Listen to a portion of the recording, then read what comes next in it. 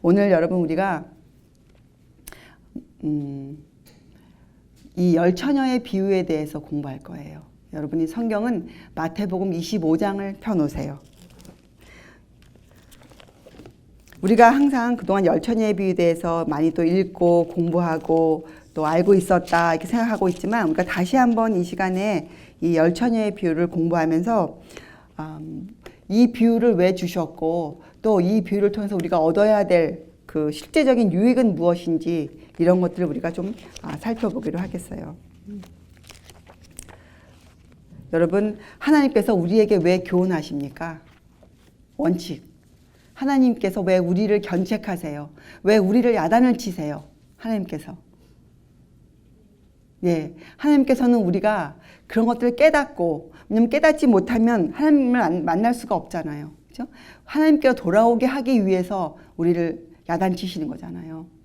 자, 오늘 여러분 이걸 읽어보면 이제 그 야단에 반응하는 장면들이 나올 것이에요. 자, 여러분들이 알고 있지만 이 25장의 이 열 처녀의 비유는 주신 때가 바로 언제입니까? 그 때가 예수님께서 이 마지막 때를 설명해 주시는 그때의 열 처녀의 비유를 설명하세요. 여기에 나온 천국은 지금 우리가 살고 있는 이 시대 은혜의 왕국이 각자의 그리스도의 마음에 확립되어져 가고 있는 이때를 지금 말하고 있죠. 이때를. 그래서 이것은 분명히 지금 땅에서 시작된 일이에요. 땅에서. 그리고 이것은 그 당시 그 이스라엘 백성들 사이에서 결혼식은 흔하게 벌어지는 그런 일들 아니었습니까? 예수님의 생애 가운데 주신 모든 교훈은 그 당시 사람들이 이해할 수 있는 어떠한 상황을 들어서 교훈해 주셨거든요. 실제적으로. 그래서 이 결혼식 비유도 이것을 듣는 사람들이 충분히 이해할 수 있는 결혼식 장면을 보면서 이해할 수 있는 그런 비유였는데 지금의 우리들은 이런 방식으로 결혼 예식을 거행하지 않기 때문에 조금의 설명이 필요한 그런 장면들이에요. 자, 여기에 보니까 그 천국 은혜의 시기 동안 만들어지고 있는 하나님의 나라는 마치 등을 들고 신랑을 맞으러 나간 열 처녀와 같다 이렇게 말씀하셨어요. 여기에 보니까 등을 들고 신랑을 맞으러 나갔습니다. 이 열 처녀가. 그리고 이 10명이 전부 다 처녀라고 비유되어져 있어요. 이것은 정말 비유예요. 비유. 어떤 것을 상징하고 있는 비유들이거든요. 자, 그러면 우리가 그 비유를 한번 풀어서 생각해 보면 처녀라고 되어 있는 것으로 보아서 이 열 처녀는 어떠한 그 무리들을 대표하고 있어요. 어떠한 무리들. 처녀이기 때문에 어떠한 거랑 연관이 있죠? 처녀 그러면 순결한. 그러니까 신앙이 올바른 신앙을 가지고 있는 사람들을 지금 뜻해요. 여기 나오는 미련한 자들은 하나님을 모르는 그런 사람들을 지금 지칭하고 있는 것이 절대로 아니에요, 여러분. 시작부터 잘 읽어보면 이 지혜로운 처녀의 5과 미련한 처녀 5 모두가 올바른 신앙을 갖고 시작해요. 그죠? 그리고 그걸 어떻게 했습니까? 이들이 신랑을 어떻게 해요? 맞으러 나갔어요. 신랑을 맞으러. 여러분, 무엇을 맞으러 나간다? 여기에 뭐가 포함되어 있습니까? 신랑이 올 것을 기대하고 그것을 준비하고 있다는 그것이 포함되어 있잖아요. 맞으러 나갔다. 올 것을 기대하고 있는 것이잖아요. 그래서 여기에 나온 2 처녀는 이 특별히 마지막 때, 은혜의 시간 중에서도 마지막 때에 예수께서 오실 것을, 예수님께서 재림하실 것을 기다리고 있는 사람들을 대표하고 있습니다. 처녀들이니까 이것은 교회라고 우리가 부를 수 있어요. 교회라고. 2 그룹이 있어요. 기독교계 안에 2 그룹이 있어요. 2 사람 다, 2 그룹 전부 다가 순결한 신앙을 가지고 있고 그렇게 시작했고 목적을 알고 있어요. 무엇을 기다리고 있는지. 예수님의 재림을 기다리고 있다. 이렇게 표현되어 있어요. 자, 근데 그들이 등을 들고 있지 않습니까? 등. 그런데 여러분, 우리가 자칫하면 여기에 그 3절에 미련한 자들은 등을 가지되 기름을 가지지 아니하고 요 한 절만 읽으면 등은 있지만 등이 켜지지 않고 있었다고 오해할 수도 있어요. 왜냐하면 기름이 없었다고 나와 있기 때문에. 그런데 다 읽어봐야 돼요. 8절에 보면 이런 글이 있죠. 미련한 자들이 슬기 있는 자들에게 이르되 우리 등불이 꺼져가니 너희 기름을 좀 나눠달라 하거늘. 이걸로 미루어보아. 그러니까 우리 시대의 등불과 이 등을 혼동하면 안 돼요. 우리 시대의 등은 어떻게 됩니까? 예, 전자동 등불이라 배터리만 있으면 예, 항상 등이 켜질 수 있잖아요. 근데 이 당시의 등불은 예, 등이 있고 등잔이 있습니다. 그 등잔에 항상 기름이 있어야만 어떻게 해요? 불이 켜져 있어요. 그래서 이걸로 미뤄보면 미련한 자들도 등과 등잔의 기름은 갖고 있었어요. 그렇죠? 왜냐하면 25절 첫 절에 등을 들고 신랑을 맞으러 나갔다고 나와 있기 때문에 그때 그 등에는 분명히 불이 켜져 있었을 거 아니에요. 신랑을 맞으러 나갔을 때에는. 그래서 이 등은 등이 있고 그 옛날 등처럼 등잔이 있습니다. 그리고 등잔에 기름이 분명히 있었어요. 그래서 초기에는 신랑을 맞으러 나갔을 초기에는 이들도 어떻게 해요? 기름을 갖고 있었어요. 그래서 우리가 등과 기름을 갖고 있었다고 말해도 틀린 말이 아니죠. 단지 그들은 뭐가 없었습니까? 그들은 4절에 슬기 있는 자들은 그릇에 기름을 담아 등과 함께 가져갔다. 이렇게 나오잖아요. 예, 미련한 자들은 이것을 갖고 있지 않았어요. 그릇에 등 외에 다른 기름을, 그러니까 여분의 기름을 또 가지고 있었어야 할 텐데 그것을 준비하지 않았던 사람들이에요. 결과는 이 미련한 자들은. 자, 그리고 등불은 여러분 성경에 보면 등은 하나님의 말씀을 대표해요. 시편 119편 105절에 보면 주의 말씀은 내 발의 등이요 내 길의 빛이니이다. 여기에도 등이라고 나와 있지만 내 길에 빛이니이다라는 표현으로 미루어 보아서 이 등도 불이 켜져 있는 등이잖아요. 그죠? 예. 그리고 여기에 슬기로운 자가 갖고 있었던 기름, 또 등불을 태웠던, 등에 불을 피웠던 그 역할을 했던 기름은 무엇을 상징합니까? 성경 전체에서 기름은 성령을 상징해요. 성령을. 여러분 스가랴서 4장을 잘 읽어보면 거기에 기름 발리운 두 자들이라는 그 설명이 나와요. 두 감람나무가 나오고 등잔을 중심으로 양우편에 좌우편에 서 있는 그 두 감람나무에 대한 그 이상이 나오거든요. 그래서 이 성경 말씀도 말씀 그 자체만 갖고서는 어떠한 역할을 감당할 수가 없어요. 스가랴서 4장 6절에 그런 일들은 힘으로 되지 아니하며 능으로 되지 아니하고 오직 나의 신으로 되느니라. 그래서 이 기름 발리운 두 자 어떻게 해요? 성경 말씀과 성령의 힘으로 그 말씀이 역사되어지는 그 역사가 우리에게 필요한 것이에요. 그래서 성경은 이 구약과 신약을 기름 발리운 두 자라는 표현으로 설명되어 있어요. 성경 말씀 자체뿐만이 아니라 그 말씀을 우리에게 인도해 주는 성령의 역사를 함께 얘기하고 있죠. 예수님께서도 니고데모에게 말씀하실 때 내가 거듭나야 하겠다 이렇게 말씀하시지 않으셨습니까? 그때 물과 성령으로 말씀과 성령으로 우리가 거듭나야 돼요. 말씀과 성령으로. 자, 그래서 이 열처녀의 비유를 살펴보면 열처녀 모두 시작점에는 등과 기름을 가지고 있었어요. 그들이 올바른 것을 믿음으로 시작을 해왔습니다. 자, 그런데 슬프게도 맨 마지막에는 이것이 어떻게 끝납니까? 미련한 자들이 어떻게 해요? 등에 등불을 켜지 못하고 그들이 혼인잔치에 들어갈 수 없는 상황에 놓이게 되고 예수께서도 그들을 향해서 내가 너희를 알지 못하노라.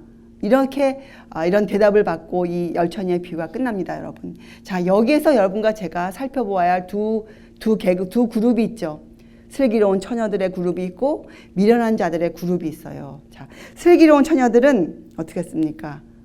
이들도 시작을 했고 그런데 예기치 않던 상황이 하나 발생했어요. 어떻게 했습니까? 기다리던 신랑이 어떻게 해요? 어떻게 했다고 나와요? 신랑이 더디오매 그들이 전혀 기대하지 않았어요. 신랑이 더디올 것을 기대하지 않았는데 그만 예기치 않았던 일이 발생한 것이에요. 신랑이 더디 왔어요. 그래서 여기에 보니 신랑이 더디옴으로 다 졸며 잘세 이렇게 나와 있어요. 자, 여러분 이것은 무엇을 비유하는 것일까요? 정말 이들이 잤다는 뜻일까요? 여러분, 시대적인 결혼 예식에서도 이들이 아마 자지는 않았을 거예요. 그죠?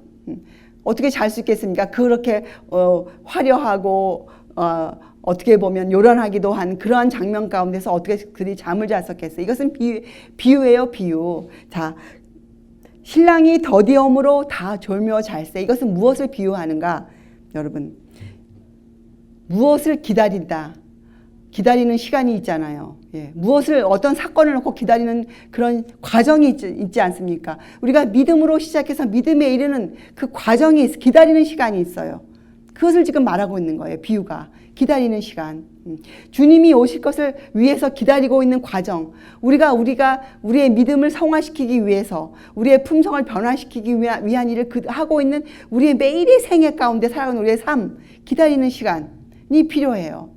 그죠? 하나님이 이 시간 동안 무엇을 하십니까? 우리에게 기다리는 시간 동안 하나님이 우리의 마음을 시험하세요. 우리의 마음을. 여러분, 시편 26편 2절에 보면 다윗이 이런 고백을 했습니다. 다윗이 여호와여 나를 살피시고 시험하사 내 뜻과 내 마음을 단련하소서. 여러분과 저는 이 기다리는 시간 동안 해야 할 일이 있어요. 하나님께서 우리의 마음을 시험해 주셔서 하나님께서 우리의 동기를 드러내시고 우리에게 잘못된 것이 있으면 그것을 고치게 해주시고, 그죠? 우리가 잘못 믿는 것이 있으면 그것을 올바로 고쳐주시고 우리의 뜻이 잘못되어 있으면 그것을 고쳐주시고 이렇게 우리를 교육하시고 훈련시켜 주셔야 돼요. 우리에게는 그 시간이 꼭 필요해요. 우리는 이 기다리는 시간이 필요해요. 그래서 우리가 이 시간을 뭐라고 부릅니까? 은혜의 시간이라 이렇게 부르잖아요. 은혜의 시간. 우리에게 성령님을 통해서 우리를 교육하시고 가르치는 시간이에요. 기다리는 시간.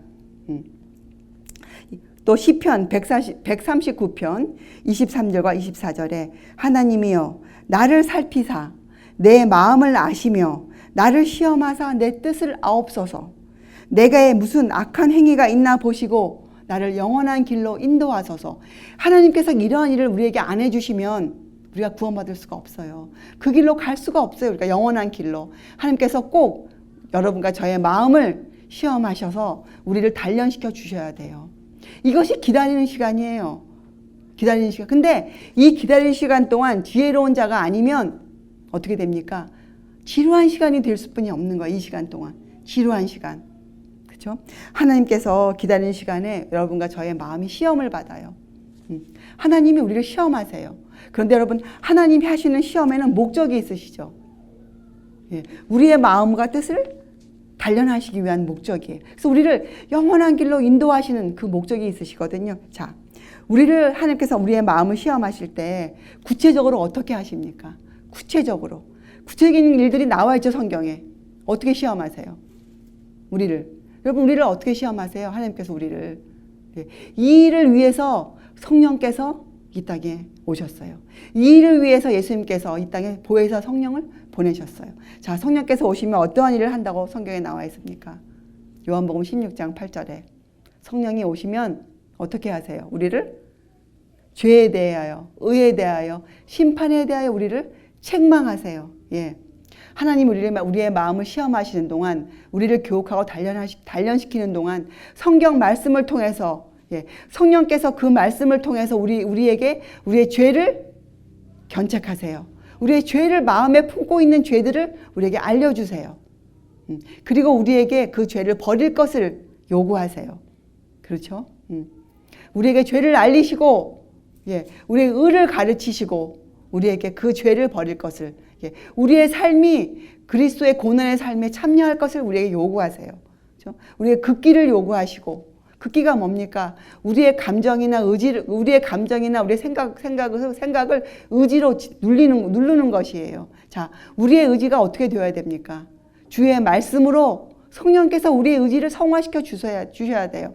예, 그러한 의지로 우리가 우리의 감정을 누르는 것이에요. 그런데 만약에 여러분이 이러한 일에 익숙해 있지 않으면, 이러한 일을 하고 있지 않으면 주께서 여러분의 죄를 지적하실 때, 예, 사람들은 흔히 감정이 상해버려요. 그렇죠? 예. 아, 지금 내가 잘하고 있는데 뭐 이런 것까지 나한테 하시라고 하나? 이런 거에 나에게 필요해? 내가 지금 잘하고 있는데. 이렇게 감정이 상해버려요. 그리고 또 예기치 않은 어려움이 터지면 이렇게 사람들이 마음을 먹죠. 왜 나에게 이런 일이 생겨? 나는 지금 잘하고 있는데 내가 주님께 11조도 드리고 내가 주님께 안식일도 내가 지키고 내가 여러 가지 일들을 잘하고 있는데 왜 나에게 이런 일까지 생겨? 그 일을 통해 주시는 하나님의 교훈을 바라볼 수 없을 때 우리들은 감정이 그만 상해버려요. 감정이 상하는 것이에요. 그래서 스스로 어떻게 생각합니까? 스스로 이만하면 나는 스스로 의롭지. 이만하면 나에게 선한 행실이 있고 이만하면 내가 잘하고 있지 하는 스스로를 의롭다 생각하는 교만한 마음이 쉽게 들어오게 되는 것이에요. 그래서 여러분 이 성령님의 역사에 대해서 우리가 성령님은 그리스도의 대리자로서 이런 역할을 하고 계시다 이렇게 막연하게 아는 것은 전혀 우리에게 도움이 되지 않아요. 성령께서 하시는 일에 대해서 우리가 자세히 알고 있어야 돼요. 왜냐? 이 10처녀의 비유에 보면 지혜로운 처녀는 왜 지혜롭다는 판결을 받았습니까? 그들은 그들의 등잔을 그 기다리는 시간 동안 다 졸며 잘 만큼 지루한 시간이었지만 그들에게는 지루한 시간이 아니었어요. 지혜로운 자들은 그 준비된 기름으로 그들은 그들의 등을 항상 불을 태우고 있었어요. 그래서 그들이 밤중에 소리가 나서 신랑이로다 보라 신랑이로다 맞으러 나오라 하는 어떠한 증거를 그가 보았을 때 그들은 그 등의 불을 꺼지지 않는 그 등을 들고 서 있을 수가 있었던 것이죠. 그런데 그때 이 미련한 처녀들은 일어나 보니 등불이 꺼져가고 있었어요. 등불이. 그래서 그들은 그 등불을 다시는 킬 수가 없었던 것이죠. 자, 그러면 여러분 이 성령의 역사 등의 불을 환히 밝히는 성령의 역사는 과연 무엇일까요? 이 신부들이 신랑이 가는 길을 밝혀주기 위해서 등불을 켜고 있지 않습니까? 신랑이 혼인잔치가 준비되어 있는 신랑의 집으로 돌아가는 길을 밝혀주기 위해서 이 처녀들이 불을 들고 있었어요. 등불을. 그러니까 등불이 하는 역할이 뭡니까? 등불이 하는 역할은 길을 밝혀주는 거예요. 신랑이 혼인집으로 가는 그 길을 밝혀주는 것이거든요. 그게 등불이 하는 역할이에요. 그럼 성령께서 이 땅에서 하시는 그 주된 목적이 무엇이에요? 등불을 상징하고 계신 건 성령이신데, 그렇죠? 성령께서 하시는 일은 무엇입니까? 성령께서는 믿는 자들을 인도하여 어떻게 해요? 하늘로 가는 길을 밝혀주고 계신 거예요. 자, 그 길을 따르는 백성들은 그 등불을 더 환하게 밝혀주기 위해서 성령의 불을 더 환하게 밝혀주기 위해서 각자의 등불을 켜고 있는 것이죠. 각자의 등불을. 자, 그러면 이 등불이 무엇입니까? 성령의 역사가 환히 타오르는 이 성령의 불은 무엇을 상징하는 것일까요?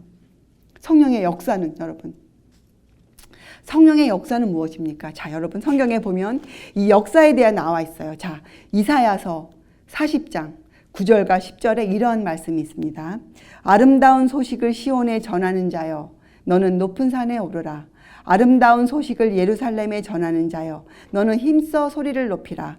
두려워 말고 소리를 높여 유다의 성읍들에 이르기를 너희 하나님을 보라 하라. 주 여호와께서 장차 강한 자로 임하실 것이요 친히 그 팔로 다스릴 것이라. 보라, 상급이 그에게 있고 보응이 그 앞에 있으며. 이런 구절이 있습니다. 자, 여기에 보면 아름다운 소식이 무엇이라는 거예요? 아름다운 소식이 주 여호와께서 장차 강한 자로 임하실 것이요. 이것이 아름다운 소식이에요. 이것이 복음이에요. 이것을 전하는 자들에게 이런 말씀 주셨어요. 그렇죠? 무엇을 전하라는 거예요? 주님께서 곧 오신다는 것을 보여주는 것으로서 무엇을 보라고 적혀져 있습니까? 너희 하나님을 보라 하라. 이렇게 나와 있습니다. 그렇죠? 신랑의 오심을 기다리는 자들에게 전할 기별을 주셨어요. 너희 하나님을 보라. 이렇게 외치라 그랬어요. 너희 하나님을 보라. 자, 우리가 하나님을 어떻게 보여줍니까? 세상에. 여러분, 세상과 우리 이웃들에게 우리가 하나님이 여기 있습니다 하고 하나님을 어떻게 보여주겠어요? 하나님을 어떻게 보여주겠습니까? 하나님의 형상대로 지음받은 우리들의 모습을 보여주면 되는 것이잖아요. 그래서 성령께서 이 땅에 오시면 우리에게 죄와 의와 심판에 대해서 우리를 가르치세요. 우리를 교육시키시고 훈련시키세요. 우리를 책망하세요. 우리로 하여금 버릴 것을 요구하세요. 그 다른 말로 하면 우리를 거듭나게 하세요. 우리로 하여금 새 사람 되게 하세요. 우리를 변화시켜 주세요. 우리를 하나님의 형상으로 돌아가게 우리를 만들어 주세요. 그래서 세상 앞에 우리를 하나님의 증인으로 우리가 세상을 향해서 내 속에서 역사하신 하나님의 은혜를 보세요. 나를 통해서 역사하신 성령의 역사를 보십시오. 여러분, 이렇게 외치라는 것이에요. 그것이 이 등불이 하는 역할이었어요. 너의 하나님을 보라. 너의 하나님을 보라. 이것이 외칠 기별이었어요. 여러분, 이것이 열처녀의 비유의 등불이에요. 등불. 자, 그래서 이 미련한 처녀들은 이 일을 할 수가 없었어요. 등불이 꺼져가니 왜요? 우리가 거듭나서 새 사람이 된다는 이것은 다른 말로 하면 무엇입니까? 우리의 옛 성질이 예수님 위에 떨어져, 우리가 예수님 위에 떨어져서, 그죠? 우리의 옛 성질이 완전히 산산조각 난 것이에요. 우리의 옛 성질이. 다시는 돌아갈 수가 없어요. 옛 성질로 우리가 그것이 변화된 것이에요. 우리의 옛 성질머리, 우리가 갖고 있었던 옛 전통들, 오류들, 우리가 갖고 있었던 옛 습관들, 악한 습관들, 모든 것이 다 깨어져 버린 것이에요. 그것이 거듭난 거예요. 온전히 주의 형상으로 우리가 우리 마음에 주님이 갖고 계셨던 그 생활 습관, 주님의 생각들, 주님의 마음이 우리에게 꼴지어진 것이에요. 그것이 거듭남이에요. 거듭남. 그것이. 자, 여러분, 세상을 덮고 있는 어두움이 무엇입니까? 여기에 보면 밤중에 소리가 났어요. 밤중에. 밤중은 어둡다, 어두움을 대표하는 단어죠. 밤중. 흑암, 깜깜한 밤. 여러분, 밤이 깜깜할 때는 정말 아무것도 보이지 않잖아요. 자, 이럴 때 이것은 무엇 상징한 거? 이건 비유니까 이 밤중도 상징이에요. 비유예요. 자, 어두움은 무엇을 우리가 상징한다고 배웠습니까? 세상을 덮고 있는 이 어두움은 무엇이에요? 이것은 하나님께 대한 오해예요. 하나님을 볼 수 없는 그런 형편들이에요. 하나님을 볼 수가 없어요. 하나님이 누구신지, 하나님이 어떠한 일을 행해 오셨는지 전혀 알 수 없는, 그것이 바로 이 세상을 덮고 있는 밤, 어두움을 상징하는 그러한 것이거든요. 실제적으로. 그래서 여러분, 우리가 이것을 알 수 있어요. 마지막 날이 가까워지고 있다. 이러한 증거로서 가장 큰 증거는 무엇입니까? 세상이 흑암으로 덮여 있다. 급속도로 이 세상이 흑암으로 덮여져 갈 때, 그때가 바로 주님이 오실 때가 멀지 않은 때예요. 이것이 가장 큰 증거예요. 우리에게. 여러분과 저는 다른 걸로 증거를 삼을 필요가 없어요. 주님이 오실 때를 위해서. 주님이 오실 때를 위해서 가장 큰 증거는 세상이 급속도로 하나님의 법을 무시해가고 하나님에 대한 소식이 없어질 때예요. 그때가 주님이 오실 때예요. 자, 여러분, 우리가 어떻게 할 수 있습니까? 이사야서 60장 1절과 2절에 이러한 절이 있죠. 일어나라, 빛을 발하라. 이는 내 빛이 이르렀고 여호와의 영광이 내 위에 임하였음이니라. 보라, 어둠이 캄캄함이 만민을 가리우려니야. 여기에 흑암, 밤중이 나오잖아요.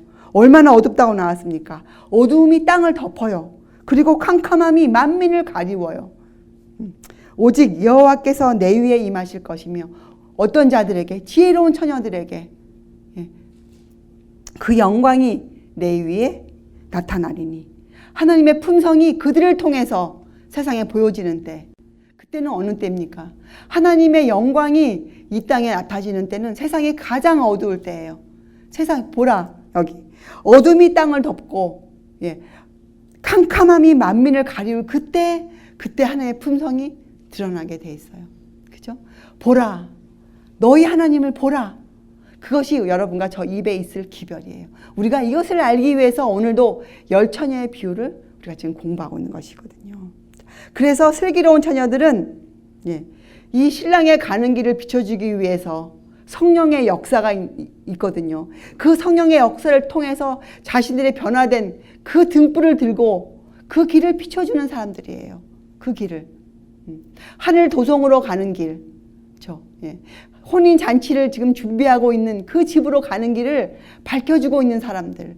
무슨 등불로 자신 안에서 자신의 그 속에 내적 사람, 내적 속에서 역사하신 성령의 역사로 세상을 비추고 있는 사람들, 그런 사람들이 지혜로운 처녀들이고, 이러한 사람들을 준비되어 있는 자라고 성경은 불러요. 그리고 이런 사람들이 거듭난 자들이에요. 그죠? 예수의 재림을 위해서 준비되어 있는 사람들을 그렇게 지혜로운 처녀들이라 이렇게 불렀습니다. 자, 그러면 왜 미련한 처녀들은 준비되어 있지 못한 자들이다, 이런 설명을 들었는지. 자, 그들은 어떻게 해요?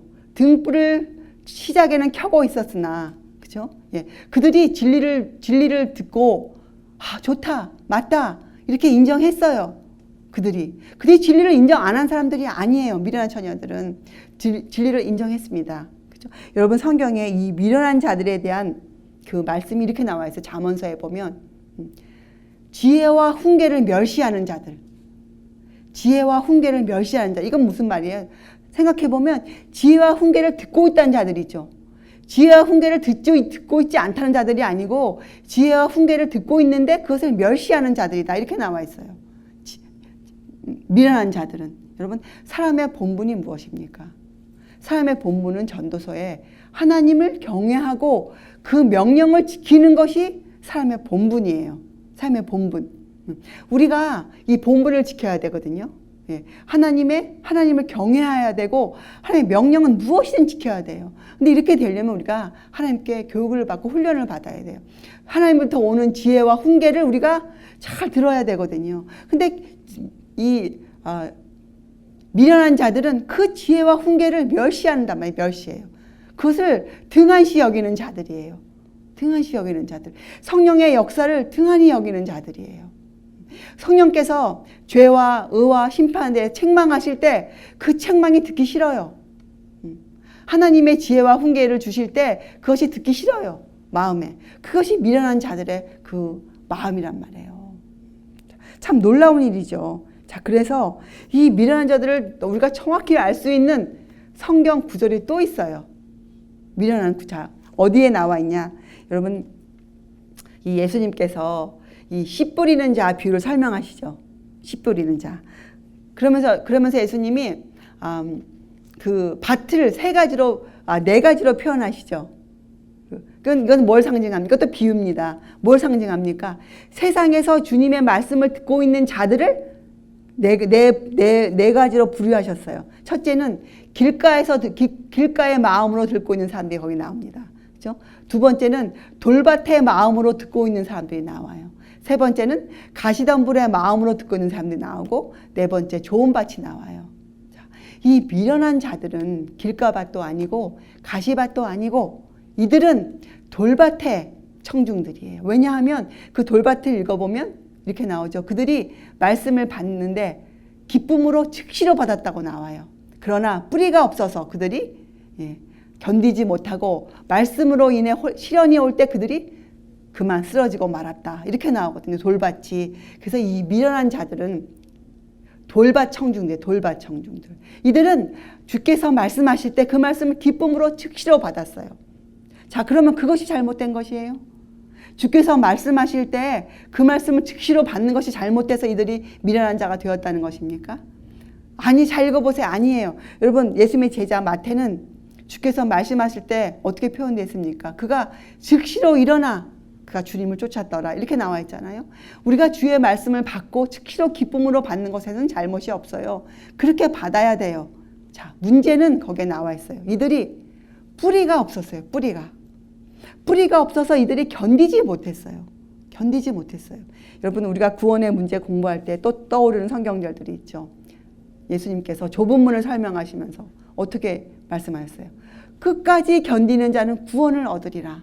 이 끝까지 견디는 것이 우리에게 필요하거든요. 우리가 이 기다리는 시간에 주께서 우리를 교육하시고 훈련하는 시간, 우리가 기다리는 시간이거든요. 그때 우리가 끝까지 견뎌야 돼요. 끝까지.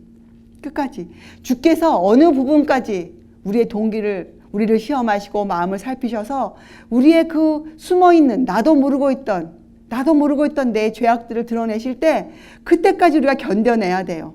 우리가 그것을 견디어내야 돼요. 그 일이 어떠한 어려운 일이고 어떠한 나에게 희생을 요구하더라도 여러분 희생을 요구하니까 분명히 이것은 시련이고 어려운 고난이에요. 그렇지만 그것이 어떠한 것을 요구하더라도 우리는 그것을 견디어내야 돼요.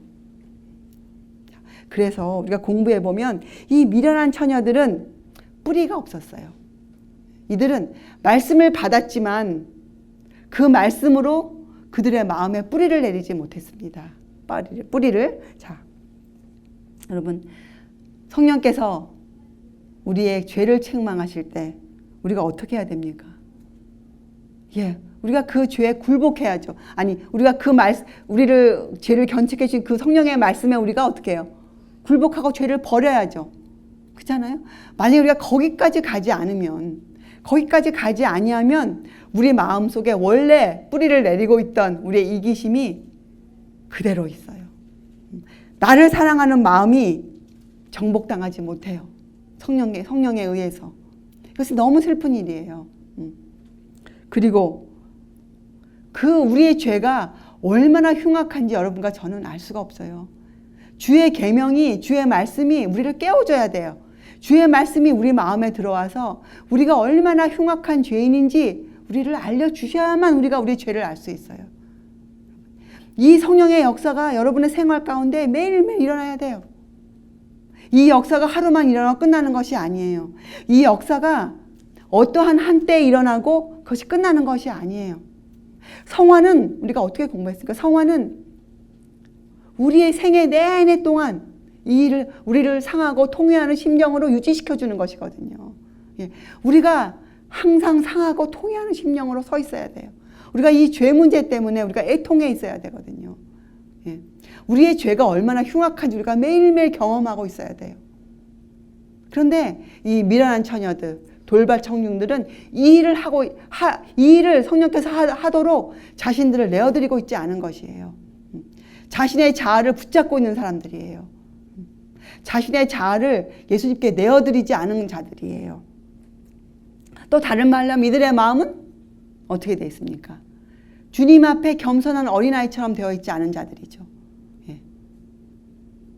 이들은 다 되었다고 생각하고 있는 자들이에요. 이것이 바로 미련한 자들이었어요. 이들은 그리스도와의 교제가 없었던 사람들이죠. 그러니까 여러분 안에, 저 안에 이 성령의 역사가 없다는 것은 예수님과 하나님과 교제가 없다는 뜻이에요. 우리가 예수님과 매일매일 더불어 함께 먹고 산다는 것을 우리가 어떻게 할 수 있습니까? 예수님 대신 오신 이 성령의 역사가 우리 안에 있어야 돼요. 어떤 역사? 죄에 대해서, 의에 대해서, 심판에 대해서 우리를 책망하시고 우리를 가르치시는, 우리를 성장시켜 주시는 그 내적인 역사가 항상 있어야 돼요. 이 내적인 역사.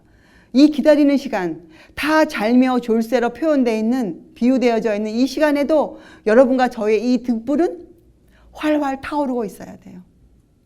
내적인 역사가 계속해서 이루어지고 있어야 돼요. 그런데 이 돌발 청중들, 뿌리를 내리지 못하고 있는 사람들은 사실 이런 사람들이죠. 주의 말씀을 통해서, 성령의 역사를 통해서 이 죄로부터 완전히 구원함을 받고, 죄를 이길 수 있는 힘을 얻고자 하는 것이 아니라 무엇을 원하는 자들이에요. 죄의 결과로 오는 어떠한 그런 형편들을 그저 피하고 싶은, 그렇죠? 죄의 결과가 주는 그 고통을 피하고 싶은 그러한 사람들이에요. 그런 사람들. 그래서 예수님의 재림을 기다리면서 엉뚱한 일을 하고 있는 것이에요. 여러분, 주의 재림을 위해서 준비할 것이 우리에게 있습니까? 분명히 있죠. 우리가 무엇을 준비해야 되겠습니까? 주의 재림을 위해서. 우리의 이 품성을 준비시켜 놓아야 돼요. 이거 한 가지 외에는 준비할 것이 없어요. 우리의 품성을 준비하는 일에 우리는 모든 것을 쏟아야 돼요. 그런데 세상에는 주의 재림을 위해서 엉뚱한 것을 준비한 사람들이 있어요. 뭘 준비합니까?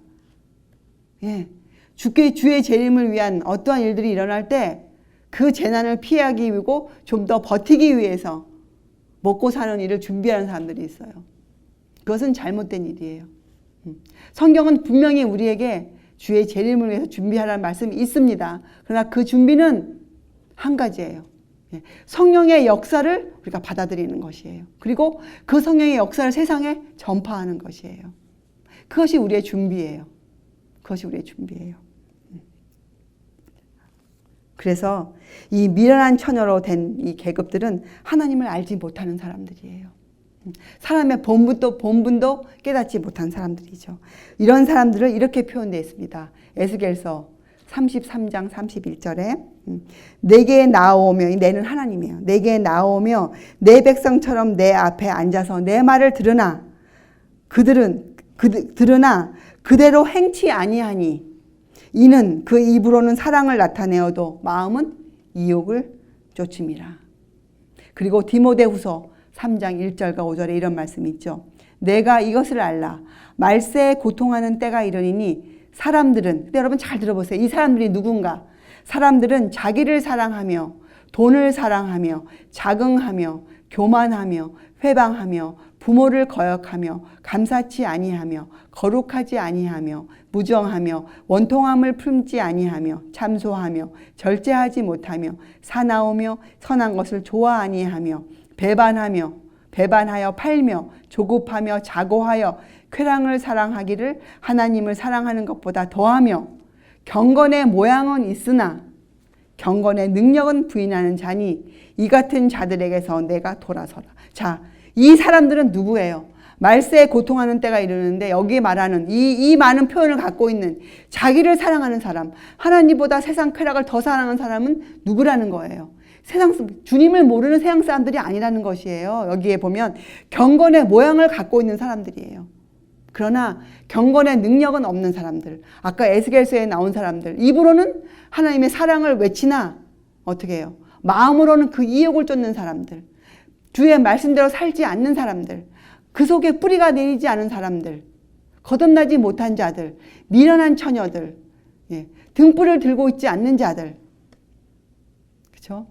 성령의 역사를 세상 앞에 내보내지 않고 있는 사람들, 다 같은 사람들이에요. 그렇죠? 그것이 바로 미련한 자들이에요. 미련한 자들. 여러분, 진리는 분명합니다. 그렇죠? 그리고 진리는 명백해요. 그리고 진리는 면밀해요. 세밀해요. 진리는 우리 마음에 진리가 다가올 때, 진리의 영신 성령께서 우리 마음에 다가올 때는 우리의 품성의 결함을 비춰주세요. 만약에 이런 일을 성령이 안 하신다. 그건 성경에서 말하는 성령의 역사가 아니에요. 그것은 잘못된 영의 역사예요. 성령은 성경에서 밝히 말씀하시기를 성령이 우리에게 다가오시면 그분은 진리의 영이시고 이 명백한 진리는 우리 속에 숨어있는 우리의 죄악들을, 우리의 품성의 결함들을, 우리의 허물들을 우리에게 비춰주세요. 그런데 이것은 고통스러운 일이에요. 어떻게 해요? 성경에 보면 이 일을 하기 위해서 우리가 어떠한 고통을 감수해야 한다고 나와 있습니까? 우리의 눈이 죄를 짓게 하거든 어떻게 해요? 우리의 눈을 빼어버리고 우리의 오른팔이 죄를 짓게 하거든 우리의 오른팔을 찍어내버리는 그런 고통이 따르는 일이란 말이죠. 절대로 쉬운 일이 아니에요, 여러분. 그리고 이것은 준비되어서 형성되어 있지 못하면 위기의 때에 절대로 할 수 없는 일이에요. 위기의 때에는 보라, 신랑이로다. 맞으러 나오라. 이 음성이 들려올 때는 이미 늦어버려요. 그렇죠?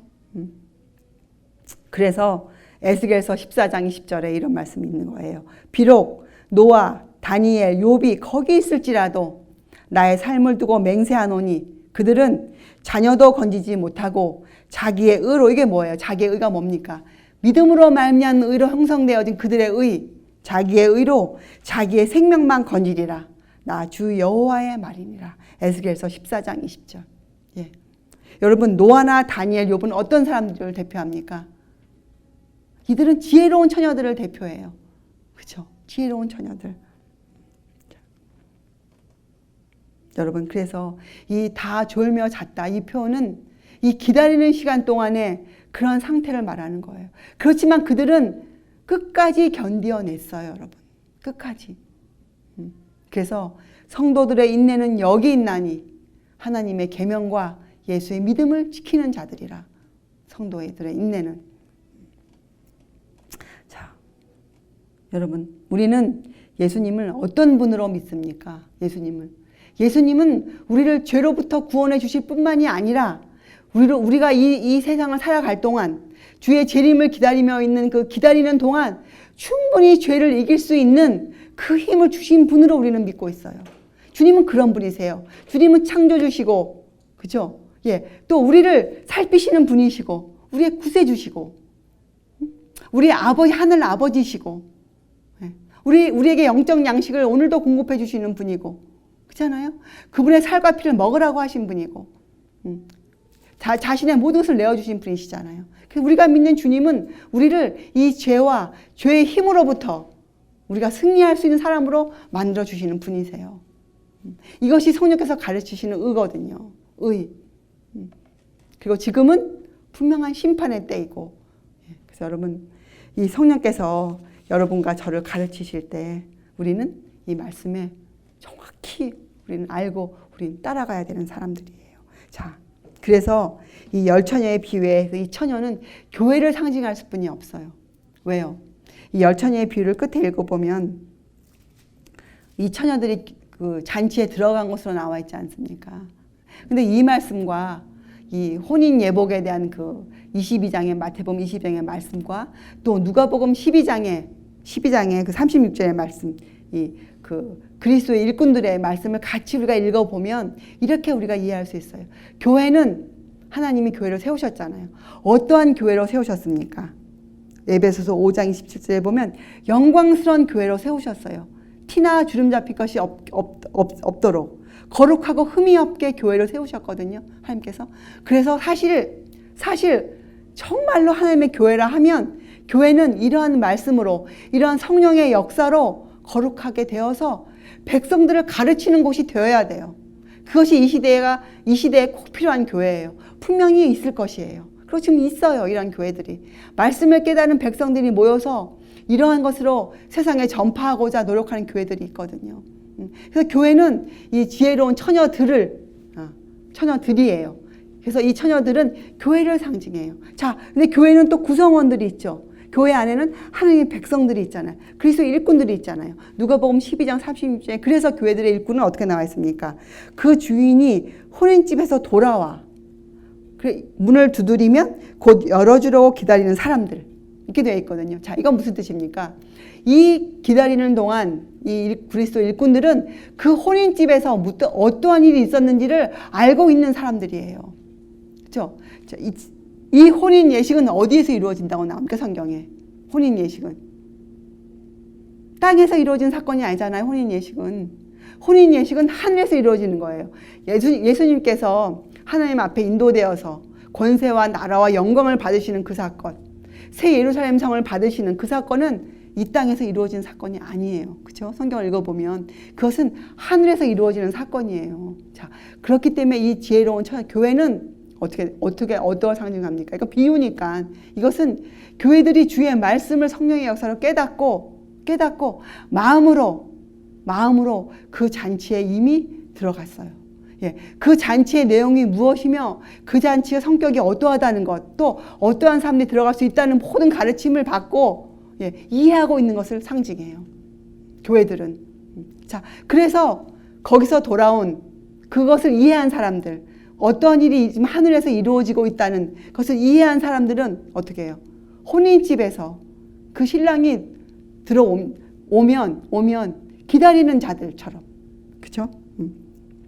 문을 두드리면 곧 열어주려고 백성들을 준비시켜서 같이 갈 수 있는 그런 일을 하려고 할 때 그런 일을 하고 있는 사람으로 표현되어 있잖아요. 그렇죠? 허리에 띠를 뜨고 등불을 켜고 있는 사람으로. 이것은 이해하고 있기 때문에 같은 하늘에서 이루어지고 있는 일이지만 우리가 우리의 마음으로 성령의 역사로 우리가 그것을 이해하고 따라가는 이 땅이지만 이 땅에서 하늘에 적합한 사람으로 살 수 있는 그렇게 꼴지어져 가는 일을 하고 있는 사람들을 대표하는 것이에요. 여러분, 우리가 이 땅에 살 동안 예수님을 멀리 떠난 생애, 예수님과 교제를 나누지 않은 생애를 살았다면 여러분 어떻게 되겠어요? 우리는 천국에서 아무런 즐거움도 느낄 수 없을 것이에요. 그렇죠? 그래서 심판 때에 이 천국에 들어갈 수 없는 사람들은 그 자신의 선택으로, 그죠?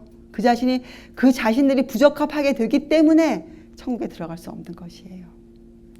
그래서 여러분, 이 성령과의 교제, 올바른 방법, 유일한 방법은 성령과의 교제예요. 성령과의 교제.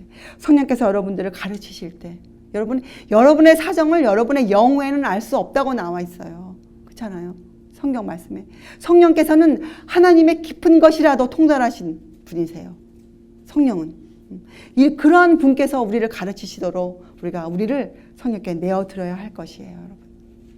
자, 이것이 열처녀의 비유예요. 그래서 이 열처녀의 비유와 돌밭 청중, 돌밭에 뿌려진 씨의 비유는 사실은 같이 연결해서 우리가 공부해야만 하는 그런 성경의 교훈입니다.